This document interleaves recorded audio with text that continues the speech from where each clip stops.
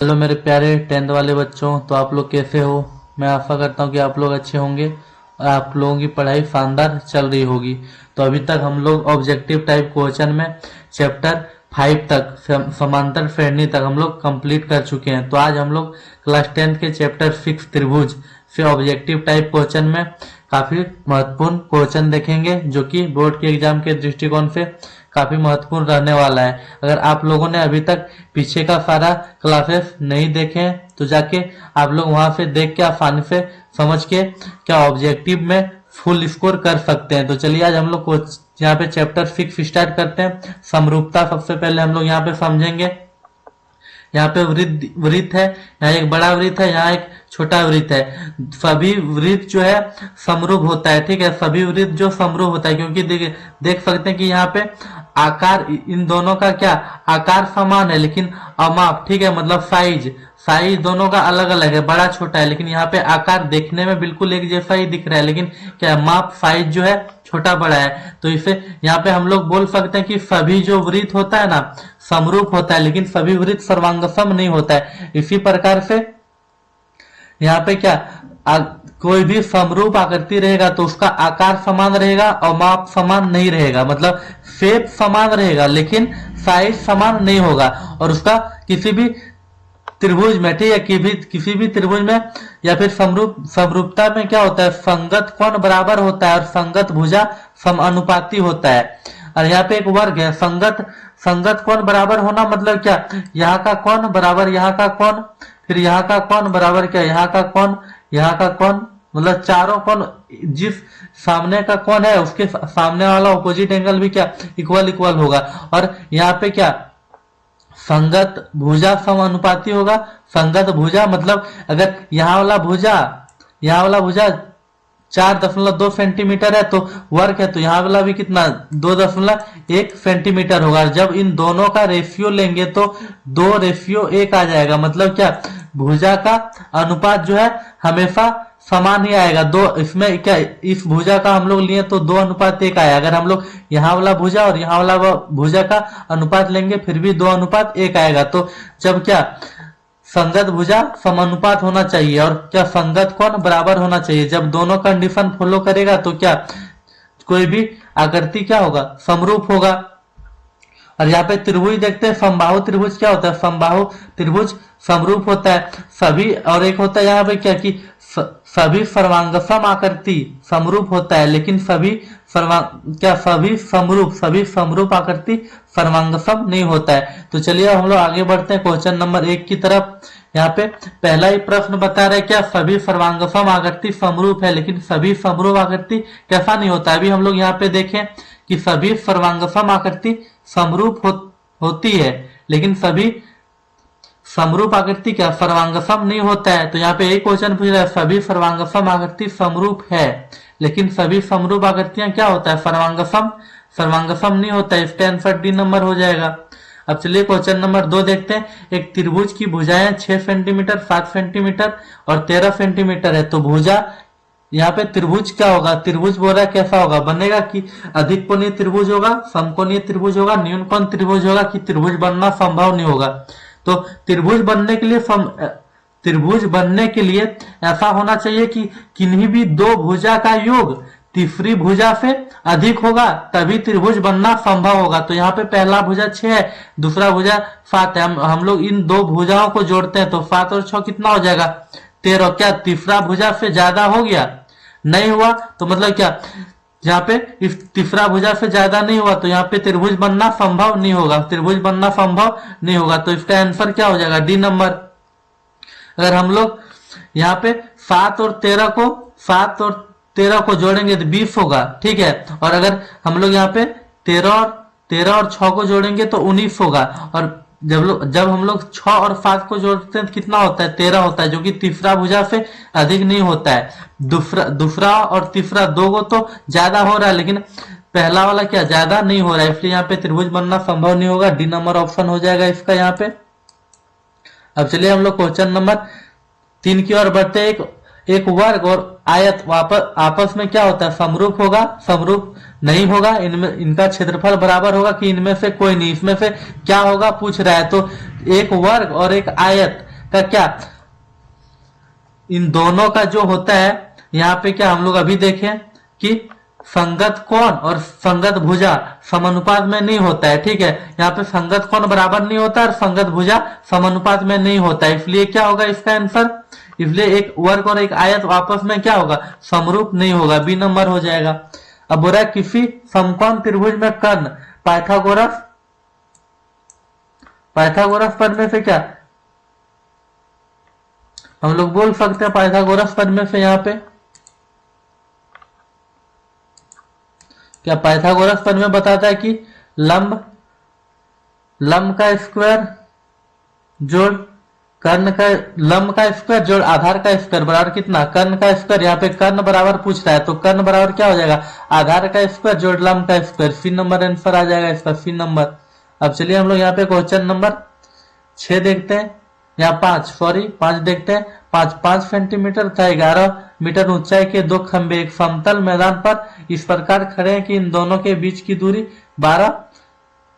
12 metre है, तो इनके शिखर के बीच की दूरी कितना होगा। तो यहाँ बता रहा है क्या, एक 6 मीटर, ठीक है, एक यहाँ पे 6 मीटर का, तो यहाँ पे 6 मीटर का एक हम लोग खंभा लेते हैं, तो इस प्रकार से बोला 6 मीटर का एक हम लोग खंभा ले लेते हैं, और एक कितना, एक यहाँ पे 11 मीटर का खंभा ले लेते हैं, ये 6 मीटर का है और ये 11 मीटर का, और बोला इनके क्या जो निचला वाला हिस्सा इन दोनों के बीच का दूरी कितना दिया है, 12 मीटर दिया हुआ है। अब बोला अगर यहाँ पे अगर 12 है तो यहाँ से इसको हम लोग मिलाएंगे तो भी कितना हो जाएगा, 12 हो जाएगा। और बोला यहाँ पे अब इस 6 सेंटीमीटर खंभे की शिखर का ऊंचाई, ठीक है, और जो 11 सेंटीमीटर है खंभे के शिखर का ऊंचाई, इन दोनों के शिखर को आपस में इस प्रकार से मिला देते हैं। तो बोल रहा है कि ये जो शिखर मिला है यहाँ से यहाँ तक कितना दूरी होगा, तो ये 6 है, तो यहाँ से क्या, यहाँ से यहाँ तक भी कितना हो जाएगा, 6 हो जाएगा, यहाँ से यहाँ तक भी 6 हो जाएगा। ये पूरा यहाँ पे दिया है कितना, पूरा 11 दिया है, यहाँ पे ये 6 हो जाएगा, तो ये भी 6, ये भी 6, तो बच कितना गया, ये वाला 5, तो ये 12 हो गया, ये 5 हो गया। यहाँ पे राइट एंगल ट्रायंगल बन रहा है तो पाइथागोरस लग जाएगा।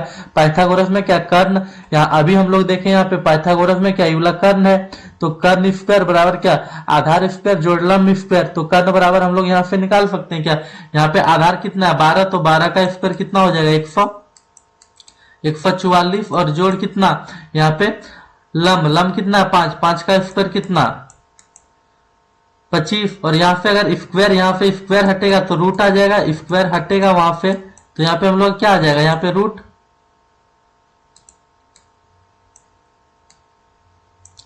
यहाँ से स्क्वायर हटेगा तो यहाँ पे क्या आ जाएगा, पूरा ही इस पे रूट आ जाएगा, और इन दोनों को जोड़ेंगे तो रूट अंडर कितना हो जाएगा 169 हो जाएगा, और जब इसको 169 रूट के अंदर से निकालेंगे तो कितना आ जाएगा 13, तो इसका आंसर कितना आ जाएगा 13, ए नंबर। इसी प्रकार से चलिए हम लोग क्वेश्चन नंबर 6 आगे देखते हैं। दो त्रिभुजों के संगत कोण बराबर होते हैं और संगत भुजाएं एक ही अनुपात में है, तब वे क्या कहलाते हैं, ऐसा होने से क्या, समरूप कहलाता है। आप चलिए क्वेश्चन नंबर 7 देखते हैं। दो समरूप त्रिभुजों की संगत भुजाएं 2:3 के अनुपात में है, तो उनके क्षेत्रफल का अनुपात क्या होगा। तो यहाँ पे किसी भी समरूप त्रिभुज में क्षेत्रफल का अनुपात उनके संगत भुजाओं के वर्ग के अनुपात के बराबर होता है। तो यहाँ पे क्या, इस त्रिभुज का क्षेत्रफल निकालने बोला, तो इसका भुजा कितना है 2, और यहाँ पे कितना दिया है 3, तो इन दोनों का क्या हो जाएगा, स्क्वायर हो जाएगा। तो किसी भी समरूप त्रिभुज में जो होता है क्षेत्रफल का अनुपात उनके संगत भुजा के वर्ग के अनुपात के बराबर होता है। तो यहाँ पे हम लोग क्या कर देंगे, सिंपली वर्क कर देंगे, 2 का स्क्वायर कितना हो जाएगा 4, और 3 का स्क्वायर कितना हो जाएगा 9, तो 4:9 यहाँ पे आ जाएगा, 4:9। कौन सा ऑप्शन यहाँ पे 4:9, यहाँ पे कौन सा ऑप्शन, सी नंबर ऑप्शन दिख रहा है, तो सी हो जाएगा। अब चलिए क्वेश्चन नंबर हम लोग यहाँ पे 8 देखते हैं। दो समरूप आकृति के आकार कैसे होते हैं। दो समरूप आकृति का आकार समान होता है, दो समरूप आकृति का जो क्या होता है यहाँ पे आकार समान होता है, तो यहाँ पे ए नंबर ऑप्शन हो जाएगा।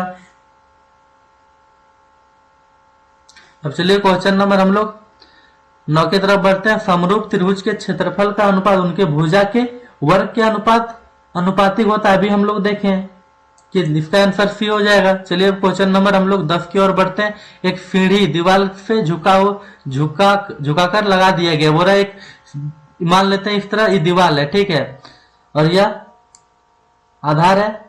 बोला यहाँ से क्या दीवार से झुका के यहाँ पे क्या एक सीढ़ी लगा दिया गया है। सीढ़ी बोला आधार से 4 सेंटीमीटर की दूरी पर यह दीवार पर 3 मीटर की ऊंचाई पर है। यहाँ पे ऊंचाई दिया, दीवार का ऊंचाई 3 मीटर, और यहाँ से बोला ये जो दीवार का आधार था इससे ही 3 सेंटीमीटर दूरी पर एक क्या दीवार के सहारे एक सीढ़ी रख दिया है। यहाँ पे कितना 4 सेंटीमीटर दूरी पर, 4 सेंटीमीटर दूरी पर, तो दीवार का ऊंचाई 3 है, ये 4 है। पाइथागोरस प्रमेय से हम लोग ये बोला यहाँ आराम से निकाल सकते हैं। तो क्या यहाँ पे कर्ण निकालना बोल रहा है, कर्ण का स्क्वायर बराबर क्या लंब का स्क्वायर जोड़ आधार का स्क्वायर। तो यहाँ पे कर्ण का स्क्वायर बराबर क्या हो जाएगा, यहाँ पे एक्स स्क्वायर बराबर क्या हो जाएगा 4 का स्क्वायर 16 हो जाएगा, और यहाँ पे 3 का स्क्वायर कितना 9,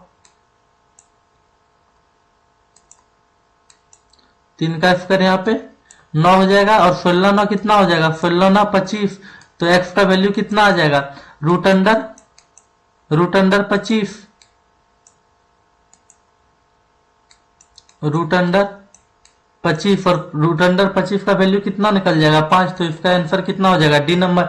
इसी प्रकार से चलिए क्वेश्चन नंबर 11 देखते हैं कि समकोण फिर से कर्ण पर खींचा गया लंब त्रिभुज को जिन दो त्रिभुजों में विभक्त करता है वे कैसा होते हैं। तो यहाँ पे बोल रहा है कि ए बी सी एक क्या समकोण त्रिभुज में जिसका कोण ए क्या है, कोण ए समकोण है। बोल रहा है समकोण वाला फिर से हम लोग बी सी पर एक क्या खींचते हैं लंब खींचते हैं। तो बोल रहा है कि जो दो त्रिभुज में यहाँ पे दो त्रिभुज अलग अलग बन गया, एक त्रिभुज ए बी डी और एक त्रिभुज ए सी डी। तो बोल रहा है इन दोनों त्रिभुज कैसा त्रिभुज होता है। तो यहाँ पे कैसा त्रिभुज बनता है समरूप त्रिभुज बनता है। तो क्वेश्चन नंबर 12 चलिए देखते हैं। दो समरूप त्रिभुजों के क्षेत्रफल का अनुपात होता है उनके सिर्फ लंबों के वर्ग के अनुपात के बराबर होता है। इसका क्वेश्चन आंसर कितना हो जाएगा बी नंबर। अब चलिए हम लोग क्वेश्चन नंबर 13 देखते हैं। भुजाओं की समान संख्या वाले दो बहुभुज समरूप होते हैं यदि उनके संगत कोण बराबर होते हैं और संगत भुजाओं के अनुपात एक ही हो। तो क्या होता है दोनों, मतलब यहाँ पे त्रिभुज क्या होता है फर्स्ट कंडीशन में समरूप होता है, मतलब क्या ऊपर का दोनों कथन सही है। तो इसका आंसर सी नंबर हो जाएगा। अब चलिए हम लोग क्वेश्चन नंबर यहाँ पे 14 देखते हैं। किसी त्रिभुज की मध्यगत रेखाएं आधार को क्या करता है। यहाँ पे एक त्रिभुज हम लोग क्या डी ई एफ मान लिए, फिर यहाँ पे बोल रहा है कि फिर से हम लोग ई एफ पे यहाँ पे क्या लंब क्या यहाँ पे एक माध्यिका खींचे, ठीक है। तो बोल रहा है कि इस आधार क्या ई एफ को किस प्रकार से विभाजित करेगा। तो क्या दो समान भागों में विभाजित कर देगा, जितना ई से सी तक लंबा होगा उतना ही एफ से सी तक लंबा होगा। तो क्या समद्विभाजित करता है, दो समान भागों में बांट देता है। तो 14 का कितना हो जाएगा बी नंबर आंसर। सभी वर्ग होते हैं कैसा, सभी वर्ग समरूप होते हैं। पीछे अब क्या हम लोग पीछे ही देख चुके हैं स्टार्टिंग में ही। दो समरूप त्रिभुजों का क्षेत्रफल क्रमशः कितना 9 सेंटीमीटर और 16 सेंटीमीटर है। इनके संगत भुजाओं का अनुपात क्या होगा। तो यहाँ पे हम लोग जानते हैं कि किसी भी अभी पीछे भी पढ़े किसी भी त्रिभुज में संगत भुजा किसी भी त्रिभुज में क्षेत्रफल क्या होता है, क्षेत्रफल बराबर क्या होता है। यहाँ पे किसी भी त्रिभुज में समरूप त्रिभुज में क्षेत्रफल का अनुपात जो है संगत भुजा के वर्ग के बराबर होता है। तो यहाँ पे क्षेत्रफल दिया हुआ है तो हम लोग को भुजा का क्या भुजा हम लोग को यहाँ पे निकालना है। तो हम लोग रूट अंडर ले लेंगे तो क्या सीधा भुजा निकल जाएगा। तो यहाँ पे कितना हो जाएगा रूट अंडर 9 का वैल्यू 3 और यहाँ पे रूट अंडर 16 का वैल्यू कितना आ जाएगा 4। तो इसका आंसर कितना हो जाएगा 3 अनुपात 4 मतलब बी नंबर ऑप्शन आंसर 16 का। अब चलिए क्वेश्चन नंबर 17 देखते हैं। सभी समबाहु त्रिभुज कैसा होता है, सभी समबाहु त्रिभुज समरूप होता है। अब चलिए क्वेश्चन नंबर यहाँ पे 18 देखते हैं। त्रिभुज ए बी सी सर्वांगसम त्रिभुज डी ई एफ तथा इनके क्षेत्रफल क्रमशः कितना 64 सेंटीमीटर और 121 सेंटीमीटर दिया हुआ है। यदि ई एफ बराबर 15.4 सेंटीमीटर है तो बीसी की लंबाई यहाँ पे हम लोगों को ज्ञात करने बोल रहा है। तो हम लोग क्या एक त्रिभुज ए बी सी बना लिए, इसका क्षेत्रफल कितना दिया 64 सेंटीमीटर। इसी प्रकार से एक अलग त्रिभुज यहाँ पे क्या डी ई एफ दिया है, इसका क्षेत्रफल कितना 121 सेंटीमीटर दिया है। इसके संगत भुजा यहाँ पे बीसी का संगत भुजा ई एफ है, यहाँ पे संगत भुजा ई एफ कितना ई एफ 54 15.4 दिया है, तो हम लोग को यहाँ पे बीसी संगत भुजा ज्ञात करने बोला है। तो क्या किसी भी समरूप त्रिभुज में संगत भुजा का स्क्वायर क्या होता है, संगत भुजा का वर्ग क्षेत्रफल के बराबर होता है। तो हम लोग क्या यहाँ सिंपली इसका, अगर यहाँ 121, ठीक है, यहाँ पे 121 का रूट ले लेंगे, कितना हो जाएगा 11 हो जाएगा। 11 का ही वैल्यू कितना दिया 15.4 दिया। तो इसको अगर हम लोग डिवाइड करेंगे तो 15 एकम 15 और कितना आ जाएगा 4 बच जाएगा, 4 तो 11 चरे 44, तो कितना 1.4 आ जाएगा। और इसका हम लोग रूट लेंगे तो कितना 8 आ जाएगा, 8 तो क्या 1.4 इंटू 8 करेंगे तो कितना 11.2 आ जाएगा। यहाँ से 14 अट्ठे कितना होता है 112 होता है, 14 अट्ठे 112 होता है। तो यहाँ पे कितना आ जाएगा, सीधा सीधा आंसर 11.2 ये नंबर आंसर आ जाएगा। अब चलिए क्वेश्चन नंबर हम लोग यहाँ पे 19 देखते हैं। त्रिभुज एबीसी और डीएफ दो सम्मुख समबाहु त्रिभुज, क्या त्रिभुज इस प्रकार है कि डी भुजा बीसी का मध्य बिंदु है, समबाहु त्रिभुज है। तो क्या तीनों भुजा यहाँ पे क्या होगा, बराबर बराबर होगा, तीनों भुजा समबाहु त्रिभुज है। तो यहाँ पे हम लोग एक त्रिभुज ए बी सी ले लिए हैं, ठीक है। अब हो रहा है इसमें क्या ए डी, ए से डी मध्य बिंदु खींचे और फिर बता रहा है कि यहाँ पे बी डी एक अन्य त्रिभुज लिए, ठीक है। यहाँ पे बी डी एक अन्य त्रिभुज बनाया। तो बोल रहा है कि जो बड़ा त्रिभुज है ए बी सी, ठीक है, उसका अनुपात छोटे त्रिभुज बी डी से क्या होगा। तो हम लोग सबसे पहले यहाँ पे क्या इस बड़ा वाला त्रिभुज ए बी सी, ठीक है, ए बी सी का पूरा क्षेत्रफल हम लोग 4 मान लिए, ठीक है। इस पूरा त्रिभुज ए बी सी, इस पूरा ए बी सी त्रिभुज का क्षेत्रफल कितना 4 मान लिए। ये त्रिभुज क्या ए बी सी और यहाँ पे जो दूसरा त्रिभुज ए बी सी दोनों एक ही त्रिभुज है, बस इसी को हम यहाँ पे क्या ई और डी को हटा के समझाने के लिए बनाए।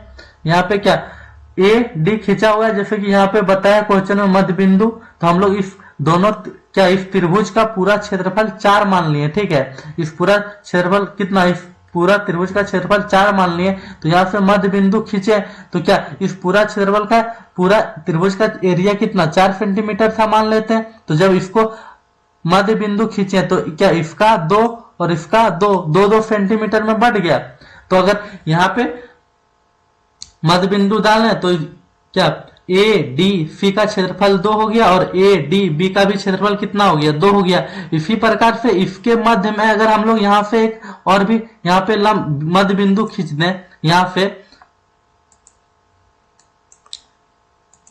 से हम लोग इस प्रकार से यहाँ से क्या एक और मध्य बिंदु खींच दें और जो कि यहाँ पे ई मान लेंगे। तो क्या जब इसको खींचे तो क्या पूरा त्रिभुज का क्षेत्रफल 4 था तो 2 में बढ़ गया। जब इसको खींचेंगे तो यहाँ 1 और क्या इधर वाला भी कितना 1 में बढ़ जाएगा, 1 में। तो 1 यहाँ पे 2 हो गया। तो क्या ये वाला 1 में बढ़ गया, ये वाला 1 में बढ़ गया और ये पूरा कितना 2 में बढ़ गया। तो यहाँ पे पूरा बड़ा वाला त्रिभुज का क्षेत्रफल कितना माने थे हम लोग 4 माने थे और छोटा वाला क्या बी डी का क्षेत्रफल कितना आ गया 1।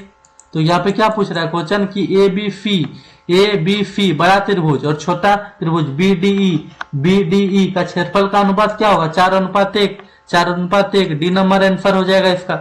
अब चलिए हम लोग यहाँ पे क्वेश्चन नंबर 20 देखते हैं। बोल रहा है कुछ त्रिभुज की भुजाएं सेंटीमीटर में नीचे दी गई है, तो क्या पहचाने कि इनमें से कौन समकोण त्रिभुज को सूचित करता है। तो यहाँ पे क्या समकोण त्रिभुज कैसा होगा, अगर कोई भी समकोण त्रिभुज में क्या होता है फॉर्मूला लगता है पाइथागोरस से क्या कर्ण का स्क्वायर बराबर लंब का स्क्वायर जोड़ आधार का स्क्वायर, जो कर्ण का स्क्वायर मतलब सबसे बड़ा भुजा का स्क्वायर बराबर अन्य 2 भुजाओं के स्क्वायर के योग के बराबर आ गया, ठीक है। तो क्या समकोण त्रिभुज का भुजा होगा। तो ऐसा ऑप्शन करने से कौन ला मैच करेगा सी नंबर। तो यहाँ पे आंसर सी नंबर होगा। कैसे, तो 25 का स्क्वायर करेंगे तो यहाँ पे क्या हो जाएगा 625 और बराबर क्या आ जाएगा 8 का स्क्वायर 64 और यहाँ पे 24 का स्क्वायर कितना होता है 24 का स्क्वायर 576। अब जब दोनों को ऐड करेंगे 6 4 10 का 0 हाथ मेरा, यहाँ पे 25 का 6 4 10, 10 का 0 हाथ मेरा 1 यहाँ पे। 7 4 11 1, 7 4 11 1 12, 12 का 2 हाथ मेरा कितना 1, तो 5 1 6 यहाँ पे। यहाँ पे क्या बोल रहा है कि 8 24 25, यहाँ पे बोल रहा है कि कुछ त्रिभुजों के, यहाँ पे देख लेते हैं हम, मैच कर लेते हैं कौन सा होता है। यहाँ पे क्वेश्चन, चलिए हम लोग देखते हैं। यहाँ पे क्वेश्चन नंबर 20, कुछ त्रिभुजों की भुजाएं सेंटीमीटर में नीचे दी गई है, पहचान कीजिए कि इनमें से कौन सा समकोण त्रिभुज को सूचित करता है। तो समकोण त्रिभुज में क्या होता है, लंब का स्क्वायर, मतलब कर्ण का स्क्वायर, ठीक है, कर्ण का स्क्वायर बराबर लंब का स्क्वायर जोड़ क्या आधार का स्क्वायर। तो यहाँ पे क्या हम लोग, यहाँ पे सबसे बड़ा हो जाएगा क्या 8, 8 का स्क्वायर करेंगे तो हो जाएगा 64, 64 बराबर क्या 6 का स्क्वायर, और 6 का स्क्वायर 36 हो जाएगा, और जोड़ कितना 3 का स्क्वायर कितना हो जाएगा 9, तो 36 9 जोड़ेंगे 45, क्या 64 के बराबर आ रहा है, तो ये वाला क्या होगा, नहीं होगा। इसी प्रकार से जब 50 80 और 100 का यहाँ पे स्क्वायर करेंगे तो ये भी ऑप्शन नहीं आएगा। अब जब क्या यहाँ पे 7 की यहाँ 12 का स्क्वायर कितना हो जाएगा 144, ठीक है। और यहाँ पे क्या हम लोग इक्वल करेंगे कितना 7 का स्क्वायर कितना होता है 49 होता है, और 5 का स्क्वायर कितना होता है 25 होता है। तो इन दोनों को जोड़ेंगे तो इसके इक्वल नहीं आएगा, तो ये भी ऑप्शन नहीं होगा। इस प्रकार से हम लोग क्या क्वेश्चन यहाँ पे सी नंबर देखते हैं, क्या यहाँ पे 8 का स्क्वायर कितना होता है 64 होता है, और 24 का स्क्वायर मतलब क्या 24 गुना 24 576 गुना करके देख लेते हैं। यहाँ पे अगर कंफर्म नहीं है, यहाँ पे 8 का स्क्वायर 64, ठीक है, और 25 का कितना होता है 625 होता है 625। तो यहाँ पे कितना आ जाएगा 6 4, यहाँ पे 6 और 4 10, 10 का 0, 6 4 10, 10 का 0 हाथ में कितना रहा 1 7, और 6 13 1 14, 14 का 4 हाथ में रहा 1, तो 5 1 6 640 आ रहा है। यहाँ पे ऑप्शन तो आई थिंक ऑप्शन मिस गलत डाला गया है, देख लेते हैं हम लोग। यहाँ पे क्या 576 आ रहा है, यहाँ पे 625, 8 17 8 15, यहाँ पे ऑप्शन को हटा लेते हैं हम लोग, यहाँ पे ऑप्शन चेंज कर लेते हैं, नहीं आ रहा है। हम लोग क्या ऑप्शन 8 15 17 कर लेते हैं, 8 15 और 17 कर लेते हैं इसके जगह। तो यहाँ पे क्या हम लोग अगर अब मैच करेंगे क्या यही हो जाएगा क्या, यहाँ समकोण त्रिभुज का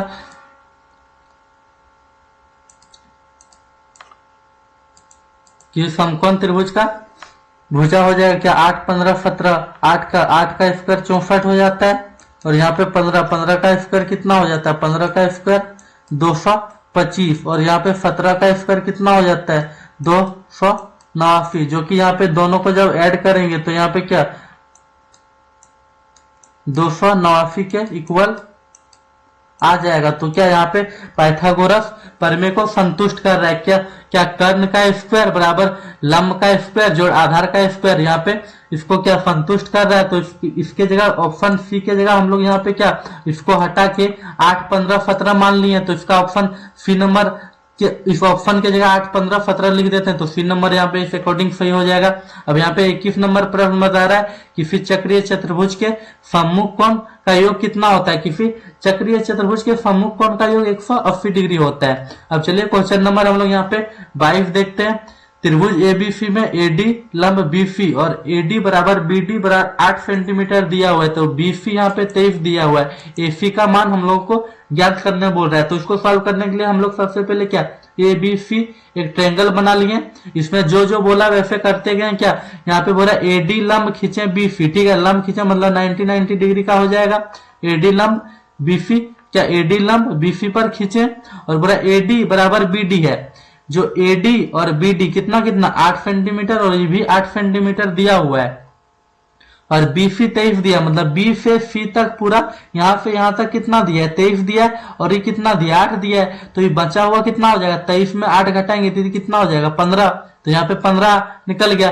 ये 8 है, ए डी 8 है, बी यहाँ पे डी और सी कितना है 15 है। तो हम लोग को यहाँ पे एसी का वैल्यू यहाँ पे निकालने बोल रहा है एसी। तो यहाँ पे राइट एंगल ट्रायंगल बन गया A D C, right angle triangle बन गया, समकोण त्रिभुज बन गया। तो यहाँ पे क्या लग जाएगा पाइथागोरस थ्योरम, क्या कर्ण का स्क्वायर, यही अभी देखे हम लोग क्या कर्ण का स्क्वायर बराबर लंब का स्क्वायर जोड़ आधार का स्क्वायर। तो यहाँ पे क्या कर्ण बराबर क्या लंब का स्क्वायर जोड़ आधार का स्क्वायर। तो यहाँ पे कितना है डीसी क्या आधार का स्क्वायर कितना हो जाएगा 225 और प्लस क्या यहाँ पे लंब कितना है 8 का स्क्वायर कितना हो जाएगा 64। यहाँ पे क्या कर्ण का स्क्वायर होता है तो स्क्वायर हटाएंगे तो क्या रूट अंडर आएगा। अब दोनों को ऐड करेंगे, दोनों को ऐड करके कितना आ जाएगा 289, हम लोग पीछे भी तुरंत जस्ट देखें और 289 का जब निकालेंगे वैल्यू तो ये कितना आ जाएगा 17 सेंटीमीटर। तो यहाँ पे कर्ण का वैल्यू कितना आ गया 17 सेंटीमीटर, इसका आंसर कितना हो जाएगा 17 सेंटीमीटर। तो चलिए आज का क्लास यहीं तक रहने देते हैं। तो इस चैप्टर से क्या सारा प्रश्न खत्म हो गया है। तो अब हम लोग कल निर्देशांक ज्यामिति चैप्टर नंबर 7 स्टार्ट करेंगे। तो आप लोग से मिलते हैं कल फिर, धन्यवाद।